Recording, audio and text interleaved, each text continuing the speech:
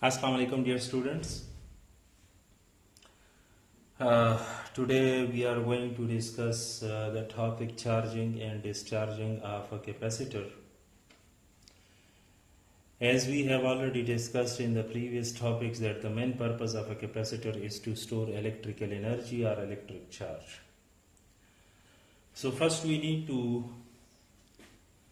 think and understand that how a capacitor can be charged. So to explain that, let us look at the diagram.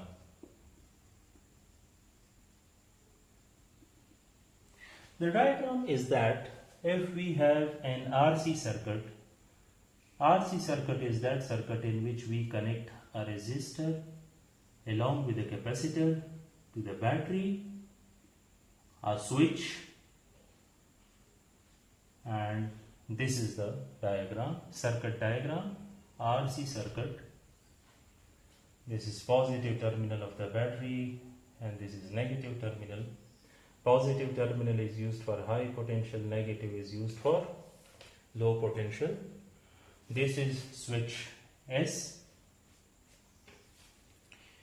In this diagram, switch S is closed. It means the current will be flowing through the whole circuit and capacitor will get charged.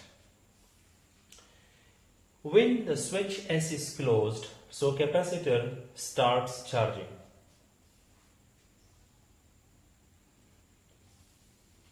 The charge builds up on the capacitor up to maximum value Q. Suppose, we have at time t is equal to 0, the charge on capacitor is again 0. Time 0 means that the process of charging has not been started yet. So, before charging, we consider the time is 0, so before charging, we can also conclude that the charge on capacitor is 0. So, the charging of this capacitor will be starting as soon as we connect the switch S. The charge will start building up on the capacitor. The charging process of the capacitor will stop when the voltage between the plates becomes equal to EMF of the battery. When the voltage developed across this capacitor plates becomes equal to the EMF of the battery, so the charging process of the capacitor will stop.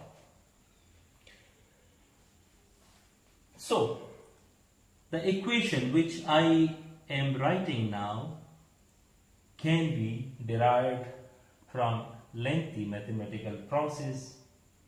We can write it like 1 Q is equal to Q naught into 1 minus E minus T over RC. The charging process of capacitor is totally governed by this equation. This is instantaneous charge, this is maximum charge of the capacitor. E is a constant used in mathematics and in physics many times, which is having the value 2.78. Let me check it. Let me confirm it that the value of epsilon is, the value of E is 2.718. The value of E is 2.718. It is a constant value. Where RC denotes or gives us the concept of time. This is very much interesting. And to explain this, RC, which is called the time constant, we can draw the graph of the charging. Along x-axis we can take time, along y-axis we can take the charge. So, The charging process starts from 0, the charge is 0 at 0 time, and as soon as the charging process starts, so we can have different graphs depending upon different values of the RC. This graph is used for small RC, and this is used for large RC. Small RC means the value of resistance is very much small in the circuit. Again, the value of capacitance is very much small in the circuit. To get fully charged, the capacitor will take small time to get its maximum charge. So that's why the graph reaches to the maximum value very rapidly, because the capacitance is very much small, and to the flow to the charges means the resistance is again very small, so the charges will be moving, the current will be moving rapidly, and soon the capacitance, the potential will be developed across the capacitor, and this is the graph for small RC. Large RC means the resistance to the flow of the current is again large, and the capacitance is again heavier or larger capacitance. So for the charging process of this large RC, it will take more time. Larger value of resistance, larger value of the capacitor gives us larger time of the charging process. So RC is called time constant, and for different capacitors it is having different values. Large RC means large or greater time for getting charged, and small RC means that the value of the resistance, value of the capacitance is small. Again, it will take less time, small time for getting charged completely. Now,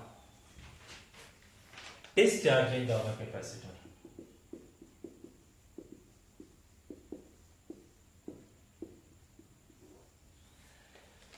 In order to discharge a capacitor, again look at the circuit diagram.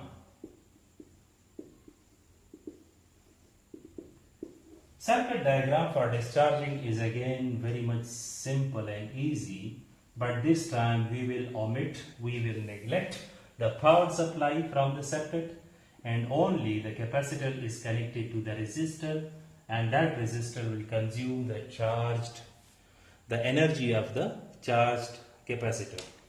This is RC circuit again, resistance, capacitance, this is switch S. So how we can discharge a capacitor?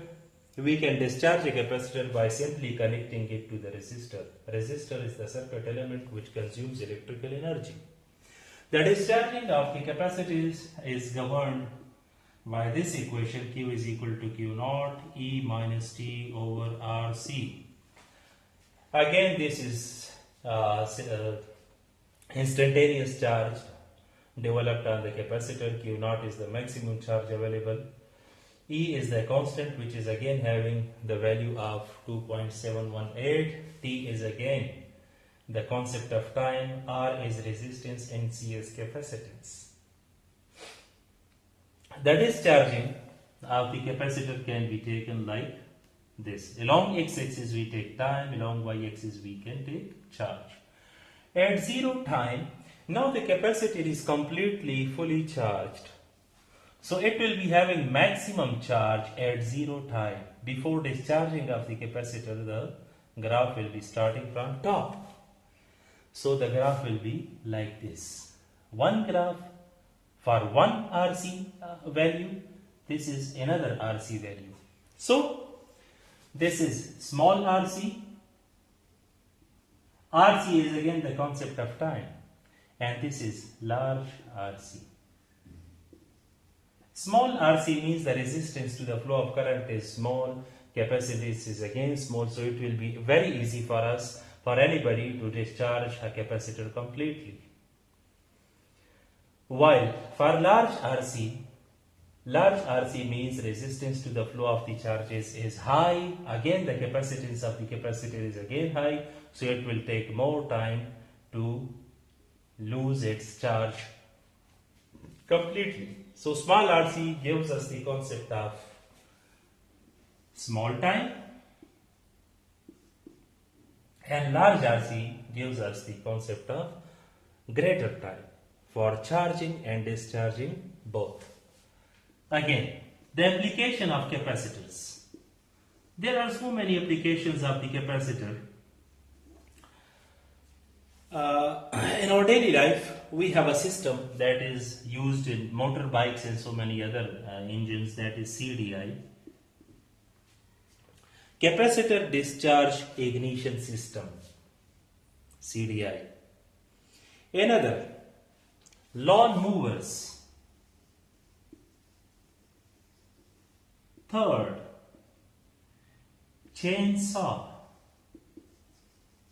And there are so many other applications used in our daily life, like the wipers of the car, the flashlights, the indicators of the car, and so many other applications in our daily life, like capacitor can be used in fans, like in iron, and so many electrical equipments. So these are applications of the capacitor. And that's all. Thank you. And have a nice day.